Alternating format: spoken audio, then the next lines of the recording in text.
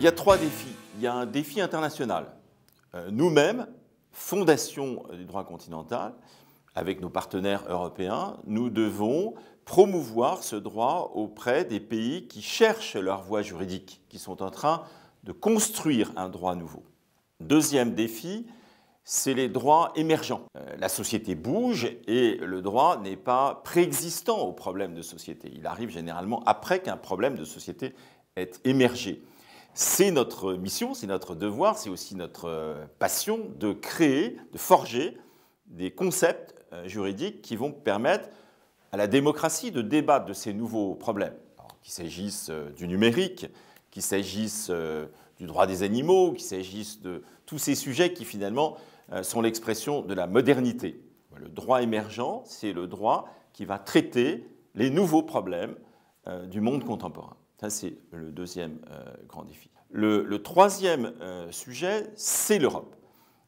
Aujourd'hui, et notamment avec le départ des Britanniques, l'Europe continentale devrait renforcer son socle de droit continental et harmoniser, en fait, notamment dans le domaine économique, les outils juridiques pour faciliter les échanges. On dit toujours que nous sommes un grand marché commun.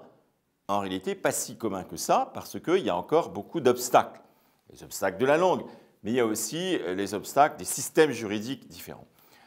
Donc nous avons, proposé des solutions comme le Code européen des affaires, c'est-à-dire un code qui serait partagé par l'ensemble des acteurs économiques de l'Union européenne pour avancer de façon très pragmatique, très concrète dans la voie d'une Europe harmonisée.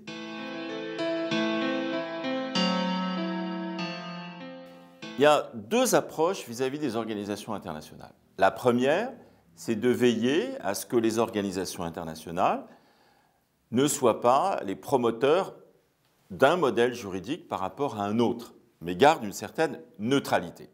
Il n'y a aucune raison que demain les organisations internationales fassent la promotion du système qui est en vigueur sur le territoire américain au détriment du système que nous avons traditionnellement en Europe.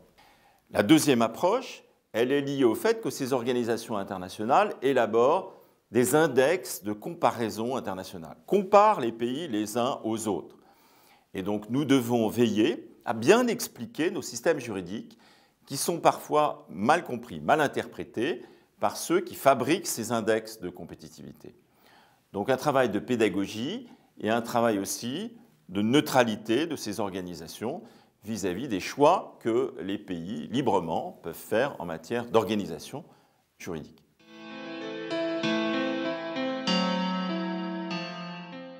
Alors, on dit toujours que les Français ne sont pas assez actifs dans les instances européennes publiques.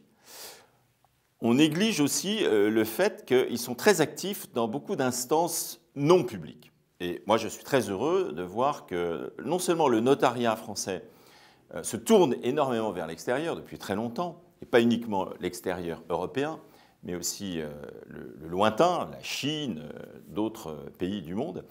Et donc avoir des acteurs du monde privé, du monde des affaires privées, qui sont actifs au niveau européen et qui créent aussi une communauté européenne forte sur des sujets très précis, très concrets, c'est le cas de tous les sujets que traitent les notaires, c'est important, c'est très important, c'est un élément d'influence pour la France et un élément aussi de reconnaissance de ce que nous avons petit à petit élaboré dans notre pays.